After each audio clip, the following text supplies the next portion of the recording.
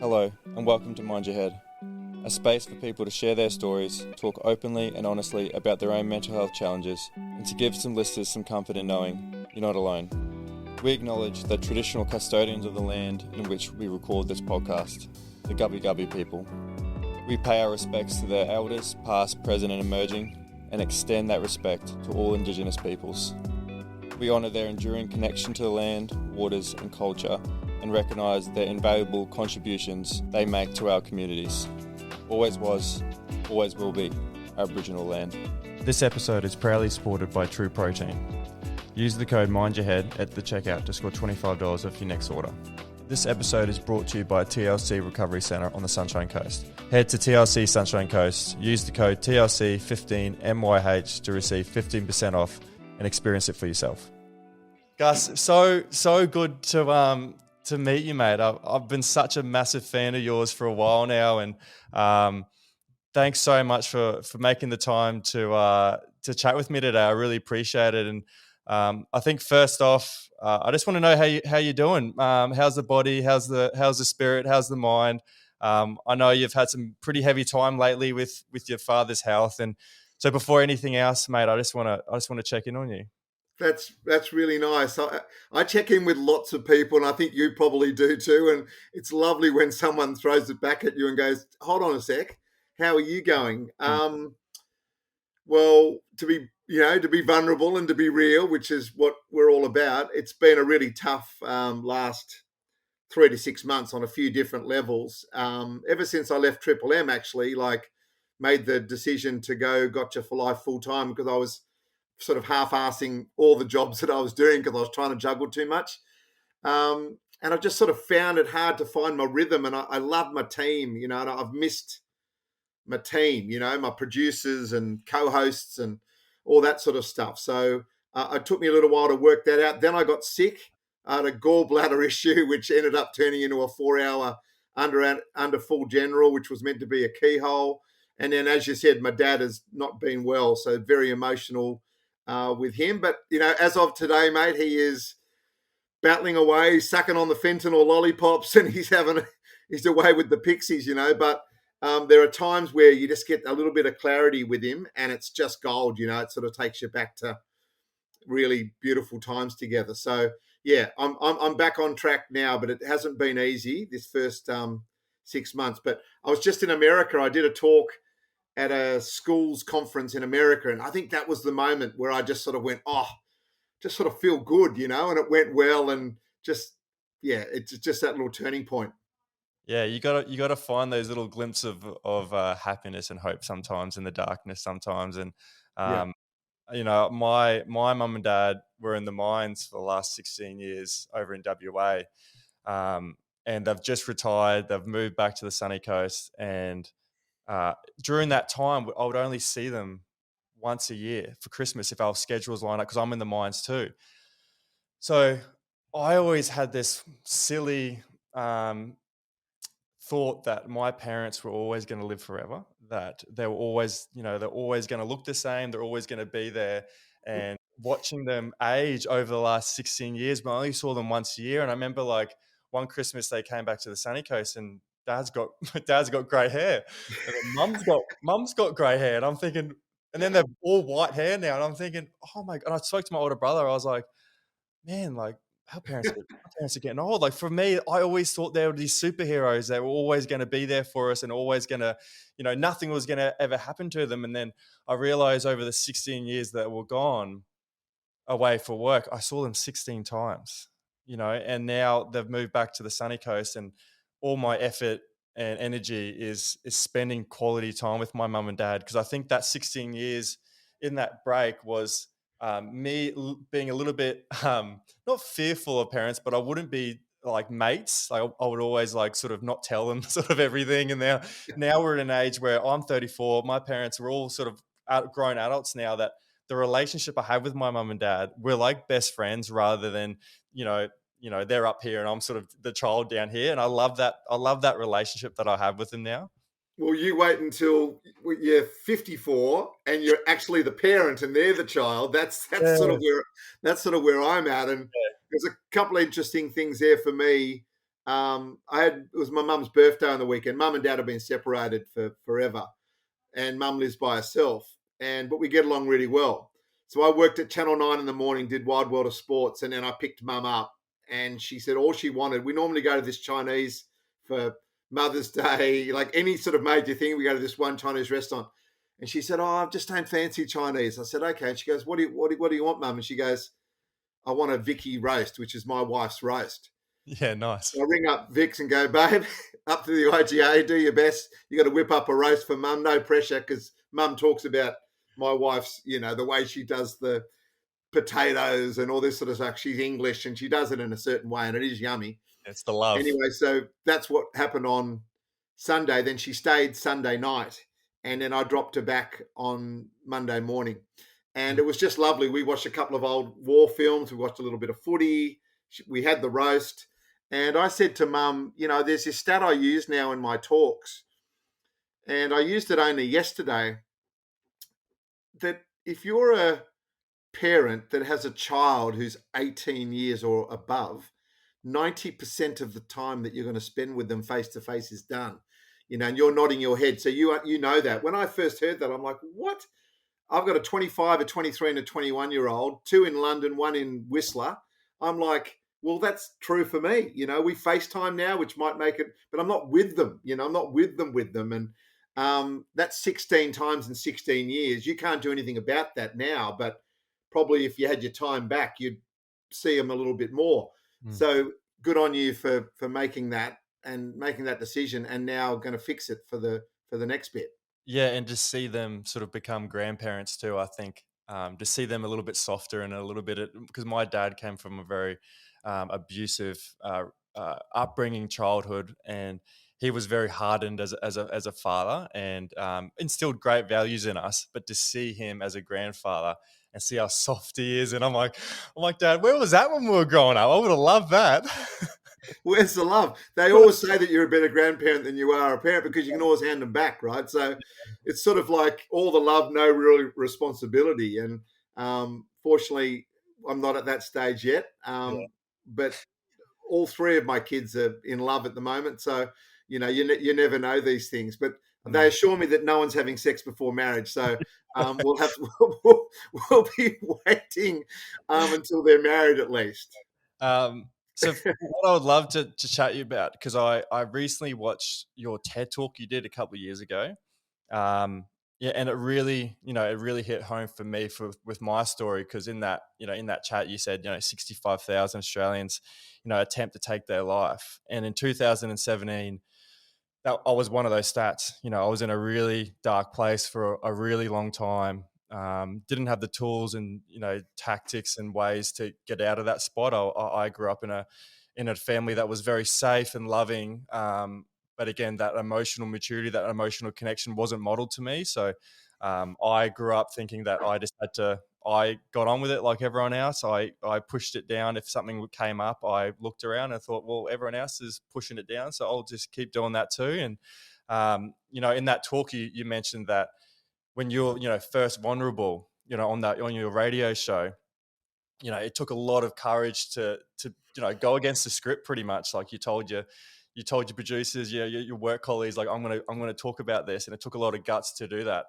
But in that moment, when all the calls started flooding in, what did that moment teach you about the power of vulnerability? Oh, I've always worn my heart on my sleeve, but I haven't had the confidence necessarily to always action it. And that morning, I decided I wanted to action it. But I thought, when you build a radio show from nothing at 4:30 in the morning, when you're on air at 6, it's a blank canvas. I thought they might shove it in at 6:15, through to the keeper. Not many people would be listening to it, and that's fine. But, I was on with Matty Johns and MG, Mark Guy, who are 2 big buffhead rugby league players. They went, nah, let's do it in the Hollywood hour, 8 o'clock, 8:05, out of the 8 o'clock news, which is traditionally the time when most people are listening. So I went, oh, that gave me a lot of confidence that my work colleagues, who normally are just making fun of me, and that was the show, were actually like, oh, no, this is important enough to put it in a really good time. So once we put that call out, I thought that was going to be the end of it, to be honest with you. But that's when the producer came in and said, all 33 lines are flashing, let's go. And we had an hour and a half of back-to-back phone calls where people had big moments of silence where you knew they were still on the line, but they were just trying to get the words out. The words are being stuck. And that's when I realized how many people worry alone, and all they needed was a bit of permission to be able to talk about it. And we'd been on for 6 years, that show. They felt safe with us. So to get all those calls, I think, was built up over a period of time. If I'd come on at week one of our brand new show and started talking like that, I don't think we would have got the same response. But because we'd built up a really loyal group of people that loved us, they felt safe to go, thanks for telling your story, Gus, but I want to tell you mine. And that's when I drove home to my wife and said, there's so many people worrying alone. What can we do about it? And I was just very lucky that we're able to get the funding to do Man Up. And then that changed my life, because I was about 10 days into filming of that, and it wasn't a job anymore. It was like, this is a calling. And that sounds a little wanky, I know, but I actually felt that. And I came home and I said, this is going to be bloody great. And I'm just going to put everything into it. And we shot for 60 odd days, and we've had millions of people watch it now. And it's changed my life, because Gotcha for Life came off the back of it. And, it's sort of 9, 10 o'clock in the morning when you and I are talking now. I've already done 3 conversations around Gotcha for Life this morning, and I hope that you can feel my passion and excitement to talk about it again, because I don't think there's a more important conversation. And I want to thank you for you sharing your moment with me and the listeners a moment ago. I'm sure you've spoken about it before, but it's really important for blokes that look like you, whether you like it or not, good looking blokes like you who are looked upon as Aussie blokes being vulnerable. It'll change someone else and go, hey, if he can do it, I can do it. And that's all we're really trying to do, right? Model that new way of behavior, because the old way ain't working. 7 men, 2 women will take their own life in Australia today. By the time we finish this conversation, let's say it's an hour, every 8 minutes someone will attempt. Well, you and I don't want to live in an Australia like that. So more of these conversations, the better, and normalizing this conversation, the better. So I tip my lid to you for what you're doing. I appreciate it, mate. And it doesn't sound wanky at all saying that's your calling, because, I have found the same passion and drive and feeling during this podcast and what I've created in the last two years. Because without this podcast, I wouldn't have the relationship I have with my dad. My dad came on the podcast, and he never spoke about his childhood, and I never spoken about the inner demons and the dark days that I always kept it away from Dad. And I said, I'll make a deal with you, Dad. You tell me about your childhood, and I'll tell you about what I went through, because there was a bit of a blockage there where we both weren't being honest, and I didn't understand why he is the way that he is. I didn't understand what he went through. I didn't know why he would get triggered at certain things. And I just was like, Dad's a bit of a dickhead. But now that I've just, now that I've sat down with him, we shot our episode last year, and I sat down with him, and we were completely vulnerable and honest, and something that seeing Dad in such a vulnerable state that I've never seen him before, it brought our relationship so much tighter, so much closer. Like he gives me hugs and kisses and all these sorts of things that Dad never sort of did growing up. But it allowed him to, like, all that weight, this happened when he was, 15, 16 years old. His Dad's 70 something now. And to think that it's taken him 60 years of like holding this on, suppressing all the emotion, putting that mask on, pretending like everything's okay on the outside, and really, like, I knew that he was really battling. And to see the shift in one conversation, 2-hour conversation that me and my father had, he's so much lighter. He jokes around, takes a piss out of himself. Like, he's not as serious. And I could just see, like, I knew that maybe that he was wanting to have that conversation for a while, that you don't know how to initiate it. Like, especially you come from that generation that my dad came from. It's very hard to initiate, sit down with your son and let's be vulnerable together. But I think that was such a life-changing moment between my father and I, that's how I want to model it to my future kids as well.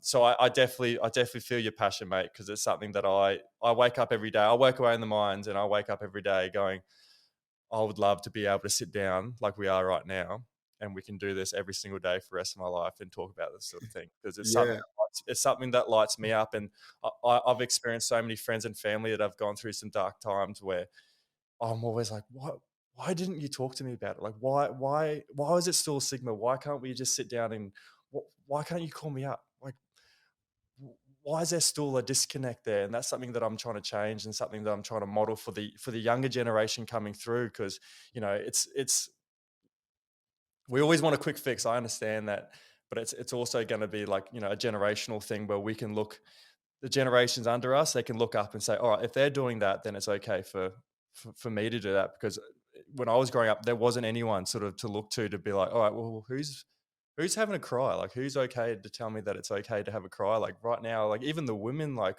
you're meant to be like the supporters of strong people. And I'm just like, man, like I want to model that to my kids, to my daughters, to my sons, to my people in my community, that it's okay. Like, yeah, we play footy. Like I played footy for, 20 odd years, playing it professionally. And never once was there a conversation with my teammates about how you're going, like how you're handling the stress, the anxieties, like, there's a lot of drug and alcohol abuse in that environment that we never spoke about. And even doing the podcast, I've had ex teammates reach out and go, mate, I'm struggling too. Like, you know how you were struggling during that time? I'm like, yeah, I was struggling too. And I'm like, well, like this kind of thing you had on your radio show, like it just opened up the doors for all these, like, masculine, manly men, quote, that were also struggling so deeply with things, behind closed doors. But as soon as you came with a footy field or at training, you sort of put that mask on, you put that happy sort of face on, but there was never like that hand on the shoulder going, all right, well,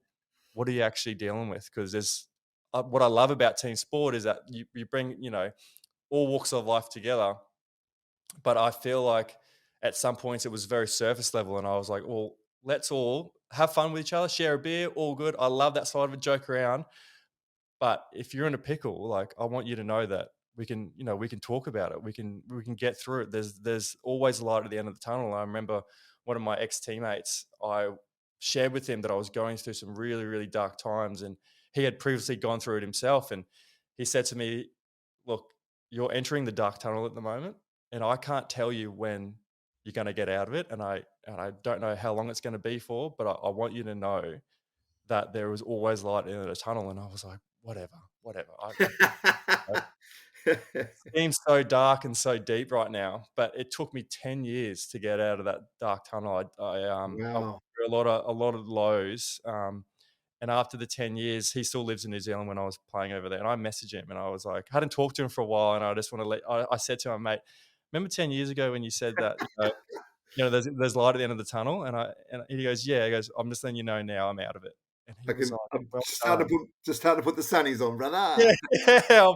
And I'm like, oh, he's right. Like there is light at the end of the tunnel. So that's the thing that I try to get through to people, is that, your journey's different. Like what you're going through is different. Your circumstances are different, but there's always going to be light at the end of the tunnel. I couldn't agree with you more. And, there's so much stuff there to talk about. But, basically I say it's man up, speak up. We've been told, especially in New Zealand, I've spoken to Benji Marshall about this. He goes, mate, even I had trouble at times with my family telling me I wasn't very good at footy. I'm like, oh my God. He said, imagine how my cousin went. You know what I mean? So I'm like, I get it totally. And it's so important and whatever, but it's just, you can't blame anyone either. Like you can't blame your dad because he learnt from your granddad and now that stuff. But there's so many conversations that just aren't spoken. So when you sat down with your dad, it just opened up a whole new line. You now see your dad in a very different way. And now he can be a different person because he's sort of crept out and gone, oh, it's okay. Oh, I'll creep a little bit more. Oh, it's still okay. Oh, here I am. So and I'm going to the mines next week up at Weipa, up with Rio Tinto. Mm-hmm. And I've been up there last year. Bloody fantastic. Love it. And I walk in there now and I have proper conversations, but God, the first time you go, it's all a bit like, hey guys, let's talk about some feelings. And they're like, Isn't it? what the fuck are you talking about? So I understand now that we're changing it and we need to change it because my son and my two daughters, they notice it in their partners that it is better. But we're so far away from being good because those numbers are still sort of horrific. So yeah, that emotional muscle, you guys would have been playing footy, running around pre-season, sand hills, getting yourselves ready, getting to the finals, feeling $1 million, working through injuries, just muscling up because you had practiced it. And that was what you expected to do. But to actually turn up and say to someone, hey, I need some help. My mental fitness is not going too good. People just go, well, let's replace him. He's obviously a weak link. So why would you ever talk to anyone about it when Mm. that's what you think is going to happen? But I talk all the time to guys that the emotional muscle, this one up here in your head, that gets you to do things you shouldn't do, and it stops you do things that you should do. That's the most powerful muscle, and that's the one we should be working on. All the other stuff we practice enough; it takes care of itself. But we don't practice enough on that mental fitness, and that's why I call it mental fitness, because I think it makes it easier to understand that there's exercises to get physically fit, and I can give you exercises to get mentally fit. So let's start working on both. Yeah, and I love that analogy with the mental health and the mental fitness, because I was having a chat the other day with a friend, and we're talking about his own mental health, and he just wants to get. He almost looked at it like a good mental health was like a destination. He just wanted to get there already. He didn't want to go through the hardship and the pain and the suffering and the ups and the downs. And I had to sort of tell him that it's not a destination, it's a direction. So you work towards good mental health, and life is going to throw curveballs at you. Life's going to throw, all sorts of setbacks and challenges at you.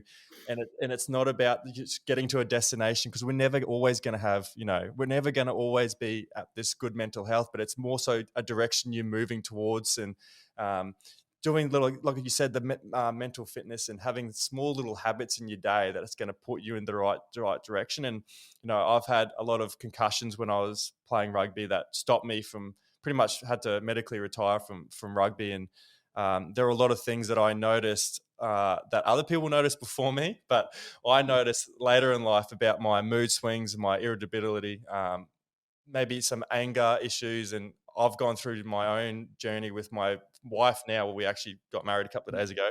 Um, Oh, yeah, I know. congratulations. Thank you very much. And she sat me down a couple of years ago, and I had a few sort of mental health episodes, and she pretty much gave me an ultimatum. She goes, "Look, I love you. I want to be with you, but I can't. I'm not going to accept this standard for our kids one day. You Yeah. know, I can't let you be, acting like this around a kid. So you have an ultimatum. You go search for the answers. You go figure out, because I know deep down you think there's something up, and I always knew something was up. I was just procrastinating. I was too scared to look further in. And she goes, "Oh, I'm gone. Like I don't want to be doing this." And I was like, "Fuck, I can't lose her." So that set me on a journey of seeing us. I went down to the Macquarie University in Sydney and went to a concussion clinic in there, and talked about with all the specialists around CTE and all those sort of symptoms from repetitive head knocks. And they advised me to go to a psychiatrist, and they put me on a spectrum of bipolar. And it really connected the dots of who I am, my personality wise, and gave me a lot of clarity around. It's not so much like, oh, that's a sort of, it's going to be with you forever, but it's more, I look at it as like, I have a checklist every day. And if I'm feeling a little bit low, Jordan's like, that's my wife, Jordan. She's like, "Have you gone to the gym?" I go, "Not yet." She goes, "Go to the gym." And she goes, Yeah. what have you been eating? And I'm like, "Oh, I've been eating this." She goes, have a bit of this, have a bit of this. Or, "Have you had a sauna or a cold plunge? Have you chatted to your mum and dad? Have you gone into nature?" Like, I have a checklist of things that I can rely on. And once I don't have to tick them all off, but I'll tick a few off, and then I'll go, "Oh, I'm feeling a lot better now." So that's just like my little guidelines of my own personal journey, and the things that I have to do in my life, sort of almost my non-negotiables that I have. Hey, how good's Jordan? Yeah, she's the best, honestly. She is um, the best how thing. did you ask? How did you ask it? Were you romantic? Um, yeah, so we did 2 years ago. We went to Europe on a 4-week holiday, and we were in Santorini in Greece. And she knew, like, she's onto it. So she knew something was coming. Like, um, her birthday was going to be in Paris, and she thought we might be the city of love. Like, we'll be in Paris. Like, propose on her birthday. And we did this 3-hour walk around Santorini, around I'm not too sure if you've been there before, but No, there's I like, haven't. yeah, there's a bit of a walk down the coastline, and there's like nice little lookouts. It takes about 3 hours, and I thought this would be a good view. So we're slogging away in the Greece heat, and I've got no pockets in my board shorts. I had to stuff the ring down my undies So then I set up the camera. We're just going to do a nice little camera shot, and then I've had to like reach down into my parenting position. She's thinking, what's going on here? And then Mate, down on one knee, and the ring box is full of sweat, like a cricket box. And I'm thinking, wow. and then that was the moment there, and it was we've obviously been through so much, as And a that's the couple. standard she was happy to accept, not the Yeah, standard from the 2 years earlier. no, well, that's exactly right. That's the thing that we spoke in my vows the other day, was that, you know, you got to find someone, a best friend, someone that challenges you, motivates you to be a better version of yourself every day, and challenges me to be a better man. And even her saying that about the kids thing was, all right, well, that's also a massive motivator for me as a person, as a man growing up, is how do I Yeah. be the best father I can be? How do I, because I take that, I take that so seriously, that responsibility of being a father. And I think back to myself, like you said before, like, you can't blame my dad. You can't blame, what the circumstances or anything like that. But I look back and go, well, what can I learn from my father? What can I learn from his upbringing? And how can I change the things that are most important for me as I become a father? And, the work that I've done over the last 3 years, I feel like I'm a different person. I feel like I'm worlds away for what I was. Yeah, I still have my days. I still have my down days. I still have those days where I'm like, yeah, I don't really feel like getting out of bed today, but I do it anyway. I don't let those days sort of hold me back as I Yeah. used to. Yeah, you got mentally fit. You've worked on it. You got your exercises. You did Macquarie Uni. You got people looking at you. You were brave enough to do that. And then when they told you what you needed to do, you went and did the work. I mean, and like your friend said, I just want to be mentally healthy, mate. Like you said, it's a destination. But once you get to the destination, do you ever really? Do you stay? Does the destination necessarily be good to you all the time? No, it's a continual deal, and that's what is so wonderful about life. That's those ups and downs, the roller coaster. But if you got your village around you, you got your people, you got people that love you, and you're vulnerable with them, and you can have warts and all convos without any judgment. You can get through anything. I've always asked my guests, what are your 3 non-negotiables for living a healthy and full life? For me, it's movement, community, and good nutrition. I've learned that what you fill your body with plays a massive role in how you feel physically and mentally.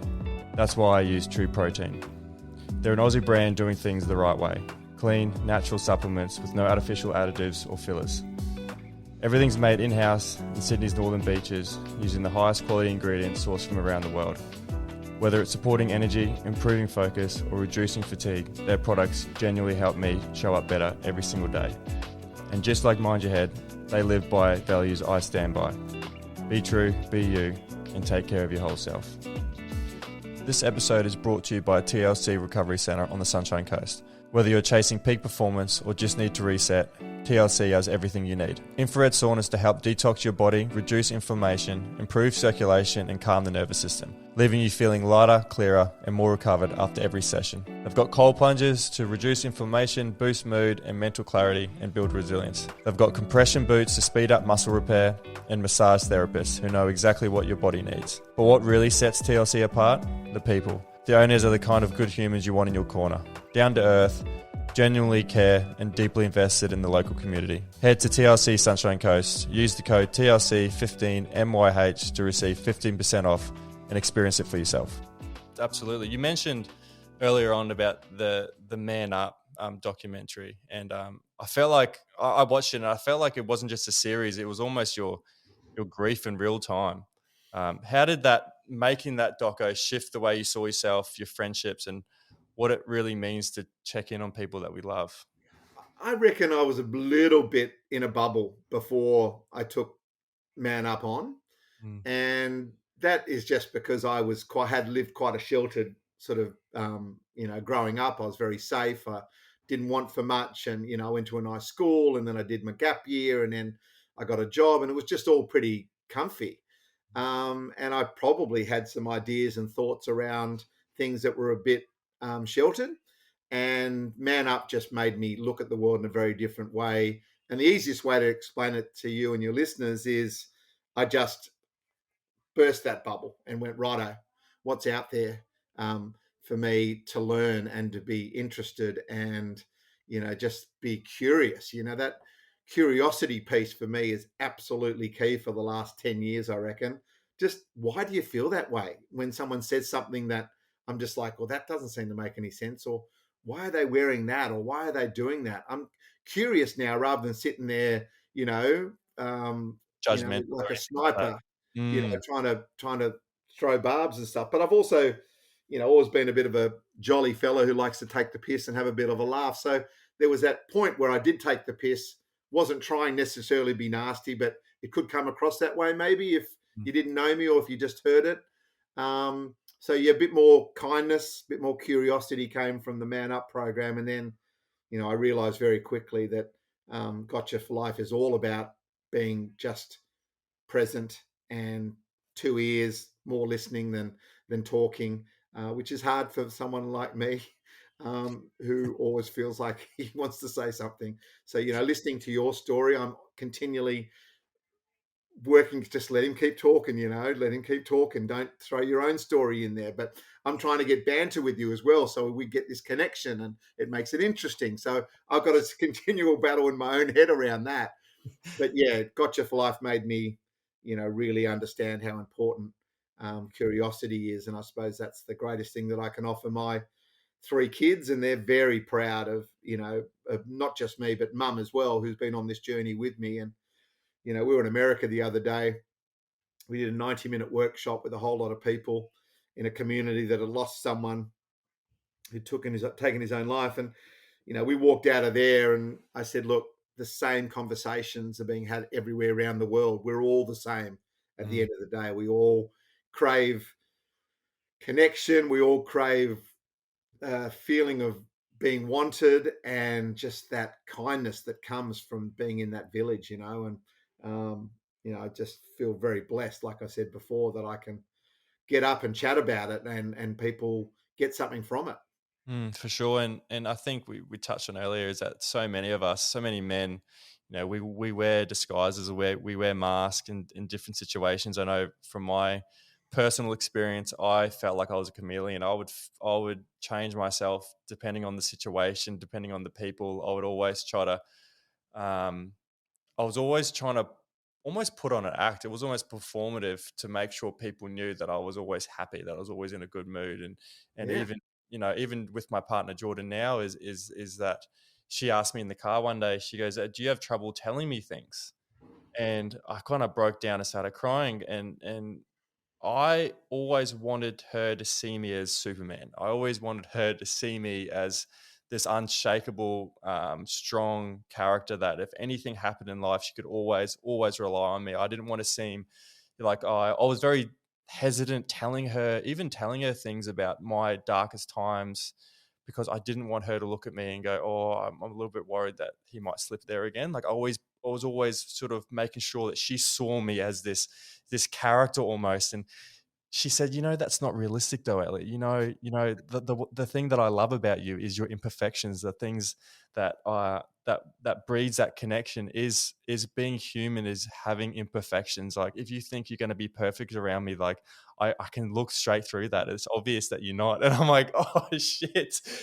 So I think those things, we always wear masks in certain situations, and having that healthy relationship I have with Jordan allows me to put the mask down, that I don't need to be anyone else but me. And if I'm having a shit time, if I'm having a downtime, if I'm feeling great, if I feel amazing, it's okay to share it all and share exactly who you are. Do you ever think about what could have been if you had your mate was able to have an honest conversation with you? couple of things there, from what you said before I answer your question. Throw away perfect, and Mm, Jordan, your missus has got that, mm, and she's teaching you that, and you won't always get it right because it's entrenched in you this other Superman part. And there's nothing wrong to strive for that either, by the way. Like, we don't have to burst into tears every 5 minutes and have big, deep, and meaningfuls all the time. We love to live in Superman banter, big, deep breath, go into a party, take the piss, have a bit of fun. It's exhausting after a while, but hey, that's something cool about being an Aussie and a Kiwi. I think is that we are cool like that. Um, if my friend could talk to me, like that's the dream, right? We had so many opportunities when we were away, when we we're working for Toshiba, where we just talked banter, and fun and work and stuff that we were practiced in chatting about. And I just was never ever felt like I was at his level where I could ever question him and say, "Oh, by the way, how's everything going?" If he just said, "I'm great," I'd go, "Awesome," and I'd just get on with it. You know how there's certain roles that you play in this life, and he certainly was the leader of our relationship.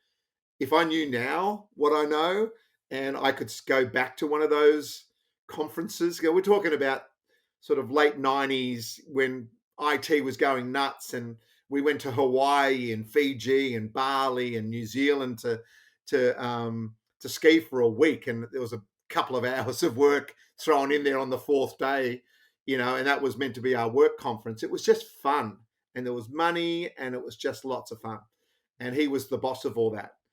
So we had heaps of opportunities to sit and have a beer and whatever. I would love one of those moments where I'd actually question him harder than I did.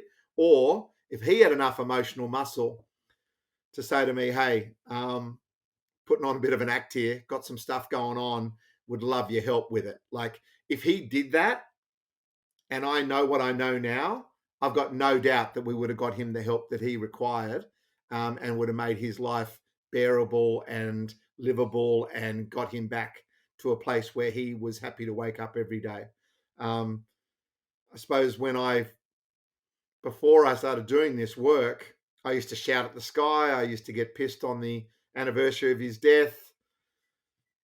I was angry still, I'm just not in a good place. And it's like, why, and blame game and all that jazz. I don't do that anymore. I've learnt stuff about that, and I'm very much at peace with him now. But I'm still absolutely gutted. And I spoke to a bloke this morning who lost his brother and then his best mate within 3 weeks. They both took their own life. Like, I don't know how you come back from that. It's happening all the time. So that's why this work we're doing is so powerful. We would love those moments back. We'd love one more cup of tea. We'd love one more walk, one more beer, one more game of footy to sit and watch together, where perhaps we could break down the conversation to something that's not just banter, a conversation of gravity. But we can't, can we? So I actually asked a couple of mates of mine who knew him really well the other day. I said, reckon he'd be proud of what I'm doing? And they were like, "Mate, come on." And I'm like, "Yeah, I just hope that I'm not a religious person. I just hope that there's something up there and he's there and he's going, fucking good on you, mate." Yeah, I really love that. Yeah. Yeah, because you've created, this movement you created with Gotcha for Life. You're giving people the permission to speak and to be vulnerable and to be seen and be heard. What I'm really interested in, was there a moment, was there a person that gave you the permission to know that it's okay, excuse me, that it's okay not to be okay? Yeah, for sure. Her name was Leanne. I still see her every now and again. She's a professional, bit of a spiritual lady, to be honest with you. The first time I went and saw her, she got me to sort of put the crystals in my hand, and I'm sort of going, "Oh, I'm not quite sure how this is going to last." But I went, "No, come on, mate. You've paid your dough. Just sit down and listen." And anyway, I reckon not that she saved my life, because I didn't need saving, but she certainly made me think about things in a way that made sure that I didn't fuck it up, Mm. And I walked out of those sessions. They were 45 minutes to an hour. She's a gas bag. I'm a gas bag. So they went longer. Every time I walked out of the room, there was someone sitting there going, "You're over," every time. And because we just, never got to the bottom of stuff. But I walked into those places sometimes as heavy. I mean, I'm heavy anyway, but I was heavy. And I walked out of there and I was floating. I was floating. And I'm like, gee, how can this hour have been so powerful for me? And that's when I realized that she was really super special to me. And I spoke about her on the radio, and then people would come on socials and say, "Can I get that number of that lady?" So she's seen maybe 1,000 people. And she still charges me, by the way, too, which I think, Yeah. How's that work? well, after a while I might get a freebie, but no. it's the best money I've ever spent because, like I said, she stopped me fucking things up, Mm. and she's given me this power to be able to talk to other people about, hey, I was the last person to think about going and seeing someone. I did, and it changed my life. So take it from me that it's worth having a crack at finding a professional, because sometimes people find it hard to talk to their friends and family. As long as you're talking to somebody, whether you're journaling and get that shit out of your head, or whether you're talking to a professional or a mate, just getting it out of your head is absolutely more than halfway there. For sure, and I totally resonate with that, because that's something that was holding me back, was speaking to my family and friends about it, about the really dark times. I knew that they would give me sympathy. I knew that they would treat me different. And I don't blame them for it, because anyone you love that are telling you sort of these really dark, scary thoughts that I was having, it's natural for them to to show you some sympathy and to start treating you differently. However, the treating me differently almost enhanced the feeling that I was different. And I was thinking, oh, I don't want to talk to them, because they're always like, just leave Elliot alone, like almost like babying me a little bit. So what I found really helpful was what you said then, was speaking to a professional. And I had the exact same feeling when I went and spoke to a professional for the first time. I walked away after an hour feeling so light, like you're floating. I was just like, this is the best feeling ever. I didn't realize that I needed this so much. And it was almost like I connected with her really, really well. And that's another thing. I think a lot of people, they find someone, they didn't connect well, and then they go, oh, that's it, it's not for me. And I think the lesson there is, just keep searching. You will find someone that you will definitely connect with. And just because it doesn't happen the first time or the second time, trust me, you will find someone that you can connect with. And um, I word vomited for about an hour, and she goes, "Yep, that's your hour up." And I'm like, "Is that it?" She goes, "Yep, I'll see you next week." And but I needed someone to treat me like that. I needed someone to be like, for me to know that they're not going to go home and lose sleep over Elliot, even though it's their job, it's a profession, they care about me. I know that if it was my mum and dad, they would just be worrying, worrying so deeply about me. And I found, that was such a big step for me. I did five sessions with her, and she pretty much didn't talk at all. She was just letting me get, 15 years of depression, of anxiety, of feeling like I wasn't worthy enough, or all these things that were that just snowballed since I was a kid, that I just never, I never got on top of. And over the years, it got bigger and bigger and grew and grew. And, I was 20, I was 28 when I first chatted to someone about it. And it was the best feeling that I've ever had, was having that. And I go, well, it almost became addictive, that I want to keep feeling like this. Like, I want to keep sharing. I want to keep talking about it. Like, stuff this, suppressing, your thoughts and emotions. Stuff this. That is not working for me. That's never worked for me.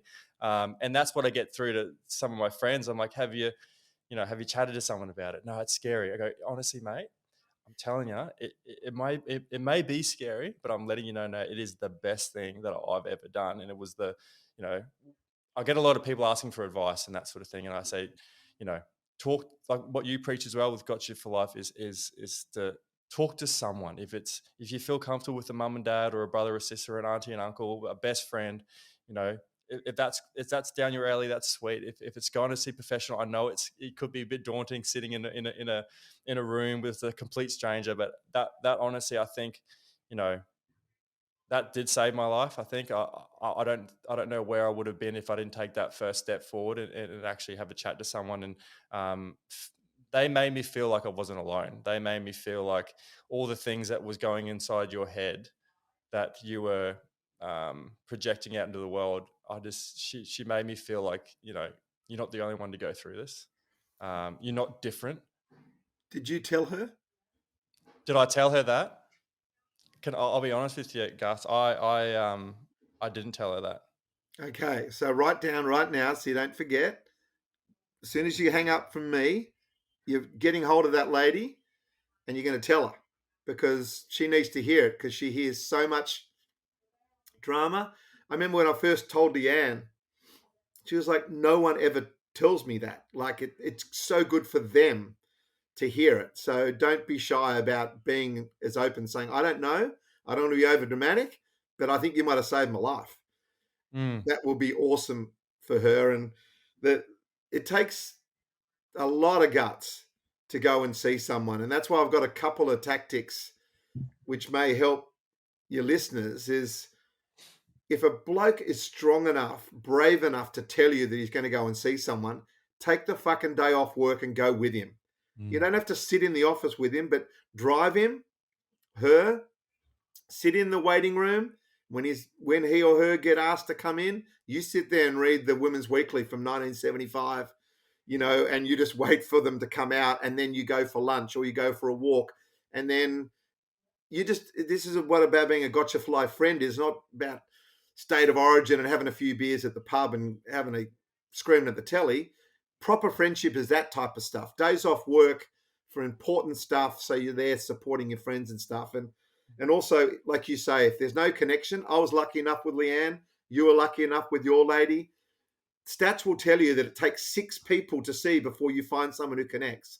Wow. So if you and I found someone in one go, that means there's someone else out there that's given it multiple goes and they're still going, well, what's this bloody professional talk to people things about? It's a load of rubbish. It's not for me. No, it is for you. You just haven't found the right person to connect with. So it's that continue emotional muscle to get back up again and go and see another person, pay another wad of money and go, right, is this the right person for me? It's hard work. That's why mental fitness is what we call it. It's like your physical fitness. You can't do it. You can't run a marathon after a month. It's going to take you a long time to get it right, but it's the most important conversations you should be having. So keep going. And same thing with medication. Sometimes the doctors aren't right. They get the meds wrong. They get the wrong combos. Makes you worse, makes you feel worse. I never want to feel like this again. It's all about keep going back to the well, keep checking it, keep trying to work it all out, and you will get there if you need it, but don't do it alone. That worrying alone piece, you said it earlier. I've got it on the back of all our trucker caps at Gotcha. Don't worry alone. It's if you just do that, you're telling somebody, and that way that you won't fuck it up, because when we come up with our own mind and our own thoughts, we make so many poor mistakes, so many poor decisions. So yeah, don't worry alone. Find someone you can talk to in some capacity. I totally agree. And just for my listeners, what is Gotcha for Life and what's your aim? So Gotcha for Life has started off the back of the Man Up program, and we talk about building emotional muscle and getting people mentally fit. Feel all the feels and be human. And we go into schools, over 150,000 school kids last year. I go into corporations. I'm banging down the door all the time, trying to get as much money as possible so we can get more facilitators into more schools. We built the Mental Fitness Gym, which for all your listeners, completely free. Mental Fitness Gym, you click on it. It's an app, it's a website, and takes 30 seconds to log in. It'll never cost you a dime, and you can grab whatever you want from that. There's so many great exercises, people you may know, celebs, all the way through to people going, hey, this is what works for me. We're building that all the time. Every month we've got little fixes and we've got extra activities, and I'm hoping it's going to be a go-to place for everyone on the planet eventually, to have that just there amongst your phone screen to click on and just get a little bit of advice every day to work on that emotional muscle and to get mentally fit. I've talked about 0 suicides. That's the goal, because one is too many. It's going to take generations. It's going to take hard work, but people like you and me, and hopefully some people listening who have been inspired perhaps in a little way to go, right, I'm going to be a better mate or a better husband or a better uncle, whatever roles we play, and we play many, it's going to be a bit more connected to the people that I love. You don't need to be in love with everyone. You don't have to have big, deep and meaningfuls all the time. Work out who your village is and then go to work on them to make sure that they know that they can come to you and talk to you about anything. And that's the greatest role that you can play as a human being, is being that person that someone sees and goes, I can talk to them about anything. And if you become that person to your group of friends, and you got your work village, you got your home village, heart village, if you can be that guy or that girl, oh my goodness. I don't think you can have any more fulfilling relationships than that. So Gotcha we're about $23 million we've raised over the last 9 years. We continually are fundraising. People do runs for us. People do amazing things for us. There's a couple of corporate partners, Chemist Warehouse and Shaw and Partners, who go to their wallets every year and go, we love what you do, here's a chunk. And there's 18 of us now, and we're out there every single day doing the best we possibly can to build emotional muscle and mental fitness, and making that a normal conversation. I want in a couple of generations' time people talking about going to the gym Mm. like they do physically. Well, I want them to be talking about the mental gym as well, and that's why I never want to put any price on the gym. I don't want any hurdles. You can just literally one night in your own room just download it, check it out, see what it's like. And if it's not for you, it's not for you. But I promise you, if you stick with it like anything, it turns into a habit, and there might be something there that changes your life. Or if you send it to one of your village, they might say to you a month later, "Oh, mate, thanks so much for that. That's really helped me." And that's what it's got you for life is all about.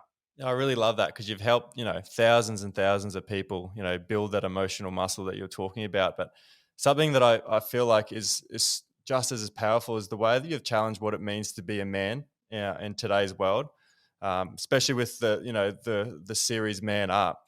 What did that reveal to you about masculinity and how we are raising young boys? Well, very similar to New Zealand, because they did a Man Up in New Zealand as well. In fact, you would have been a perfect person to do that, actually. But um, what it basically revealed to me was pretty much what I think we all know, is that we've been sort of brought up to sort of man up and shut up and be stoic. And, like you said earlier, look around, everyone's got stuff going on. Why should I be adding my stuff to their stuff, Well, that's killing us. Like if that was a process for work and you'd get 7 men, 2 women, one every 8 minutes attempting, like you'd go, well, let's change the process. So that's what we need to do.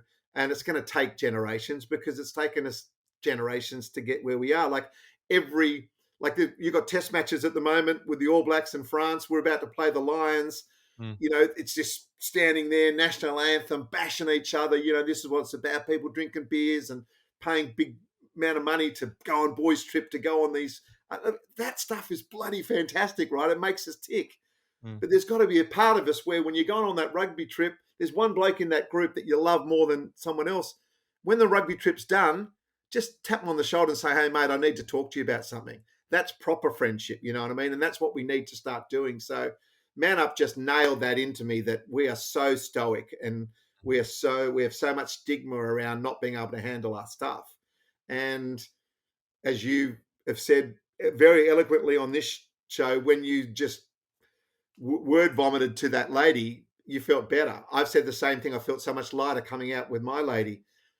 That's vulnerability. We should be leading with that, and it doesn't make us any less manly. In fact, I think much harder to walk up to someone and tell them what's truly going on than turn away and bury it on top of the stuff that you turned away and buried the day before. Manliness is actually having the guts to talk about this stuff, not going, here I am, I can handle this myself. That's just bullshit. It's just not true. And the stats will tell us that. So stop it. Line in the sand time. Let's get together as a group of people, love each other to the point where you can talk about anything without any fear of judgment. And that's the bottom line. That should be the only thing that we should be worried about as a human being that love other people. Be that person. Couldn't agree more. I think that it's more courageous. It's more strength and courageous to speak about your vulnerabilities, to speak about your weaknesses, than it is to bury it. Yep. You Yep. want to show strength. Sit down and have a vulnerable conversation. That is strength. That is hard. That is a hard thing to do. The easiest thing you possibly do is sweep it under carpet and pretend like it doesn't exist. So Yep. I completely agree with you there, and I really love that you've now got a children's book, Boys Will Cry. Yeah. I love that, because you're modeling that, to the next generation, to the next kids coming up, that it's okay. It's okay if you want to have a cry. And I know me and Jordan are talking about sort of having kids soon, and I read so much. I read so many books around parenting, around emotional regulation with kids. It's almost like a bit of a bit of an addiction at the moment, where I've listened to podcasts, audio books. Like I'm so into, like, how do I model this to my kids? How do I show that emotional regulation? I think that's so important for kids, and because it's something that I struggle with, is when I was growing up, is putting putting names to feelings. I didn't know why I felt like this. I didn't even know what that feeling was. I just Yeah. felt like, so I had no education around feelings, around, knowing that it's okay to feel like this. And so that, for me, like, that was something that I really wanted to change and probably educate myself on, or around emotional education with young kids. So I really do love that you've got the book out. Is it out? Is it out yet? Yeah, it's Yeah. out. It's going good. It's going good. Everyone's very happy at Penguin, and I'm hoping to do a bit of a series if I can. But a couple of things, Elliot. Um, just be you, mate. You'll be absolutely fine. You don't need to stress yourself out with any more podcasts or any more. But I mean, of course, learning is great, and we never stop it.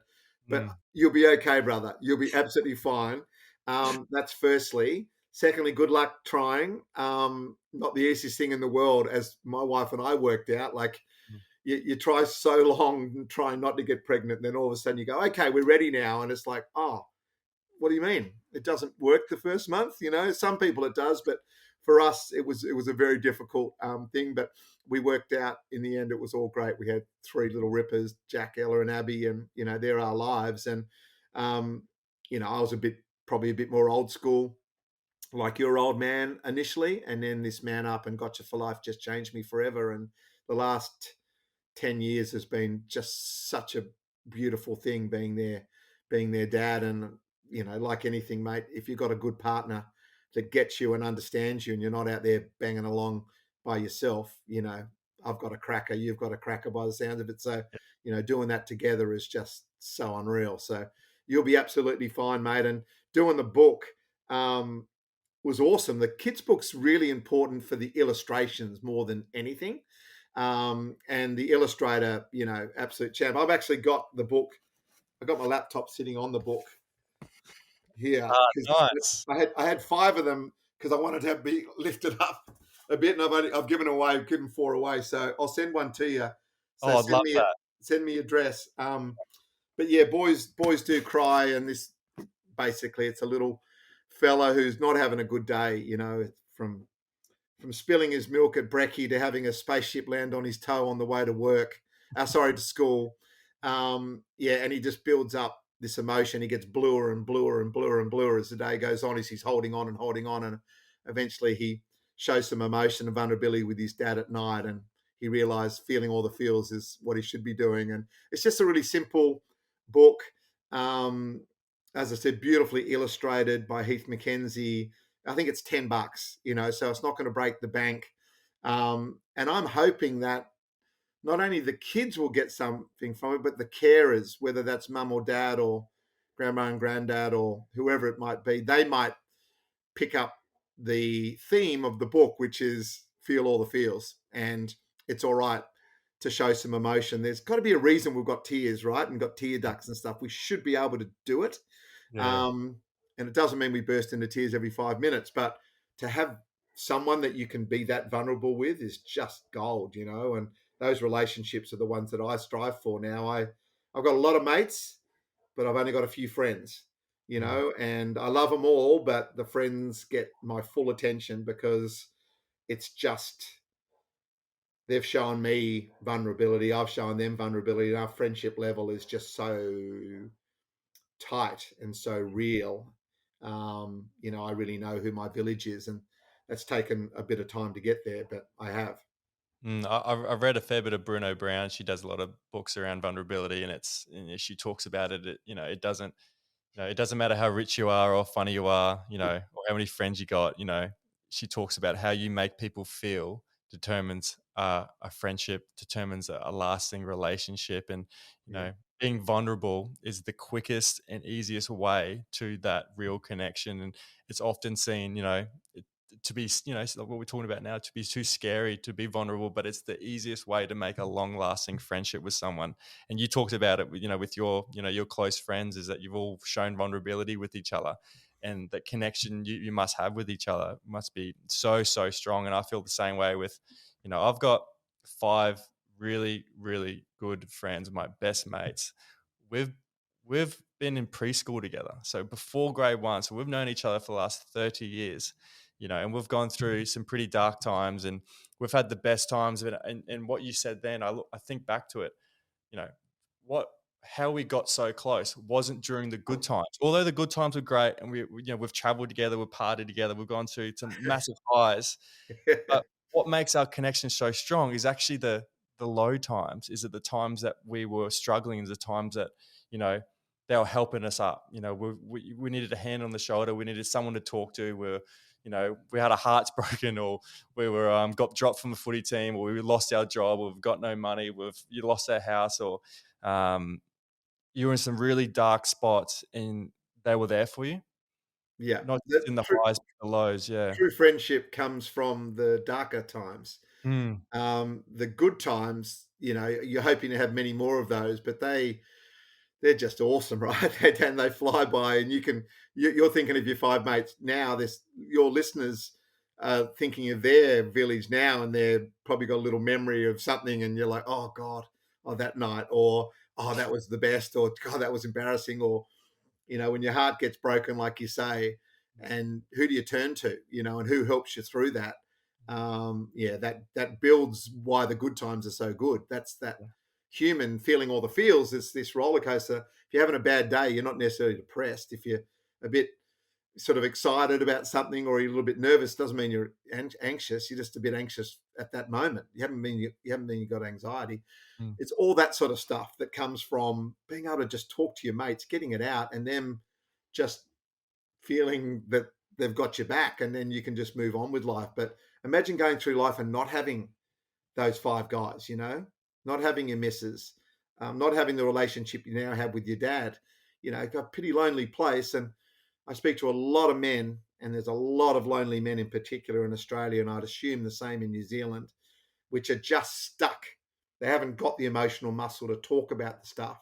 If they were given the safe place, if they were given the time for people to listen to them, they could have that conversation breakthrough like you did with your dad.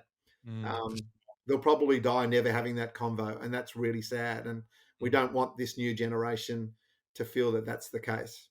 Absolutely. Thank you so much for your time, mate. I'm just going to finish off with some quick fire questions. I know you like to chat, so you can answer these. How dare you? I'm the same, mate. If we're in the studio together, it'd be going for a while. So you can answer these as quickly or as short as you'd like. Okay. What are your 3 non-negotiables for living a healthy and full life? Oh, okay. No phones in the bedroom. My village, making sure I look after them, and leading with vulnerability. Love that. Who's your hero? It's such a good question. I ask school kids this all the time and then get them to text who it is, and I get the best response. I would say my hero is my wife. The reason why she is my hero, because it hasn't always been the case. I've just seen the woman that she's turned into in the last few years, on top of being the best mother, and then all the fun stuff we did before we had any responsibility. So we've been through everything together. So I'll say my wife, Vicky. How have you defined success in your life? I would define success as having people that look at you and want you around. Love that. What has fatherhood taught you about life and how we should be living? Be flexible. It's not always going to be what happens in the podcast or in the exercise books that you read. But if you just lead with kindness and a bit of vulnerability yourself, it'll make your kids realize they don't have to be perfect, because they put so much pressure on themselves, and their friendship groups do the same thing. So as soon as I showed some vulnerability to my son, it changed our relationship. And then our daughters saw that. And now the 5 of us are on this chat, like I said, 3 all overseas. We're empty nesters. It's the best relationship, and we can't wait to be with each other, sharing stuff together. So yeah, being flexible and less like your own mum and dad. Yeah, that's interesting, because I went and saw Gabor Mate and a seminar. I'm not too sure if you're familiar with Gabor Mate. No. He's an expert in trauma and addiction and early child development and parenting. And was so interested in all those things that relate to my story. And then me wanting to be a parent myself, I went there and I had a question lined up, like all the people getting the mics, and I paid for the to the VIP session, and I was going to stand up and ask my question. And then he picked a girl that was next to me, and she asked the exact question that I was going to ask, was, how do I not pass down my trauma to my kids? Yeah, it's big. Because I was very worried, and I still am a little bit worried about them experiencing what I experienced going through my adolescence and figuring life out. And his response was, your children won't be perfect, and neither will your parenting. There's no such thing as perfect parenting. So get pretty much what you said, get that out of your window. You're never going to be perfect at it. Yeah. She was like, she laughed, and I was laughing too, because I was like, that's my question. And then he said, you know, if you want to be the best parent, be the best person you can be. So if you're worried about some things about your childhood, maybe they're the things that you need to work on. So if you can work on, you know, those things, that will translate to you being a good parent. So that's what sort of obviously motivated me, because I know there's some little triggers in who I am, that I'm never going to be perfect. I understand that. But if I can get that 1% better every day, if I can just look back and lay in bed and go, yeah, I got a little bit better today. It doesn't have to be perfect. It doesn't have to be major steps. I don't have to move mountains, but if I can wake up every day and try to be a better person, I think it'll be for good. Have a crack. I've said to my kids, turn up 5 minutes before you're meant to turn up, right? If Love it's that. 9 o'clock, it's 5 to 9. It's not Yeah. 9 o'clock. Firstly, look people in the eye and keep doing it consistently, and you will beat the shit out of 90% of people, because they do not do those simple things. And the other thing is that you got to remember that the kids are watching and listening to everything. They miss nothing. And I'm talking about from like really young. You know, they are just so observant and so clever, and their brains are developing, and they are just super sponges. So, my grandfather said to me, because he was 14 when he had to get his dad out of my granddad out of the pub, and he had to leave school and he had to look after his dad, and his dad was an alcoholic, and he never drunk a day in his life. And he said, be the guy with your 7-year-old daughter standing next to you. Oh, I love that. So just think, everything that you do, you've got your 7-year-old daughter right next to you, looking up, going, why is daddy shouting? Why is daddy doing that? That's not right. That's not what my daddy does. So that's a really good, I never forgot it. It's such an important thing, if you can think about it, because there's plenty of times you want to blow up. Plenty of times you feel aggrieved and mad and all that stuff. Just handle every situation as if your 7-year-old daughter's there, and it might stop you putting your foot in it. Mate, that's going to stick with me for a long, long time, that one. I love that. When it's all said and done, you know, the radio, the Gotcha for Life, the talks, the media that you do, what do you hope for people to remember you for? That's big. I would love for people to go, again, they want me around, like I'm good company and good fun and all that sort of stuff, but I'd love to have made a difference. You know, I want to make mental fitness a subject at school. I want to walk into rooms and have people walk out going, God, I got something from that, you know, like a really positive experience every time someone's seen me or heard me. So that's what I'll keep going for. And that'd be a pretty nice legacy, I reckon. And my kids and wife thinking that I'm all right too would help. I love that. If you could leave one message behind for the next generation of men, something to live by, something to lean on, what would that message be? Yeah. Have warts and all conversations, no matter what. Yes, love that. Don't I've worry actually alone. I've actually got a closing tradition of the podcast where I get friends and family. They sent in questions for the guests. So we've got Belinda. I think she works with you at Got You for Life. What's one piece of advice you'd give to your 18-year-old self to prepare him for the road ahead? Yeah. I probably put a lot of pressure on myself as an 18-year-old. I left a school that was posh with boaters and blazers, and I was never the sharpest tool in the shed. So I was like, God, I'm well behind these blokes already. You know, they're all going to go off to uni. They got, in the old HSC, you know, their ATAR equivalent was 90 plus, and I was in the 50s. And I thought, oh, well, what am I ever going to do? You know, I would say to myself, my 18-year-old self, it's okay, mate. You'll be okay. You don't need to have worked it out by the time you're 18 or 19. In fact, I'm still working stuff out today, and that's that curiosity that we spoke about at the start of the podcast.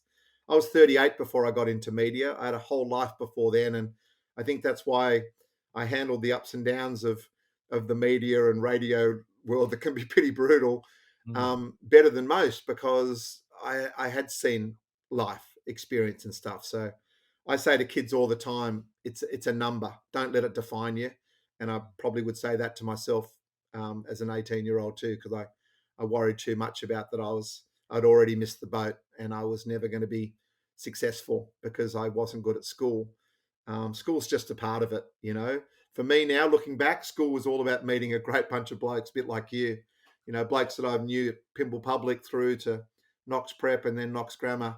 I've been on a WhatsApp chat with them this morning, had 40 ridiculous, stupid messages between ourselves, over the boxing match last night and over when we're going to meet up tomorrow for a brekkie, that's the best. I'm just so fortunate to have those group of mates, and that's what school gave me. And then everything else came from experience, curiosity, opening up my eyes, and trying not to be a complete dick all the time, try to be kind and considerate. Yeah, I love that. And I resonate with that a lot because I honestly thought, I was a failure. When I was at school, because I just didn't understand anything. I didn't get anything. I didn't pick up anything quickly. School for me was a sport. Like I went to a sports school, so I went into the army after I finished school. That was always planned. I planned that a year before grade 12. So I changed all my subject at school. I had to do English and maths, and because I went to a sports school, I joined the volleyball team, I joined the basketball team, I joined the touch footy team, the league, the union, the AFL team. I did surf class. So my year 12, all my mates were worried about their OPs and getting good grades. I was out there surfing in the morning, then I'd go play tennis, and then I would have a bit of English and a bit of maths, and that was like my year 12 was amazing in that way. But I left year 12 going, oh shit, if I don't make it in sport, who am I going to be? What am I going to be? How am I going to earn money? I put too much pressure on myself to make it. And I thought, well, what is making it? Like, well, what's making it to me? And I look back on it now. I never regret what I went through. I never look back on it with a bad light. Where I used to think, oh, why did I have to go through that? Now I know why I had to go through that, because of my outlook on life, the gratitude I have for everyone in my life, for the love I have for myself. I wouldn't take any of that back, because that's made the person that I am today. But yeah, I did put a lot of pressure on myself to make it in rugby, and I was always moving the goalposts.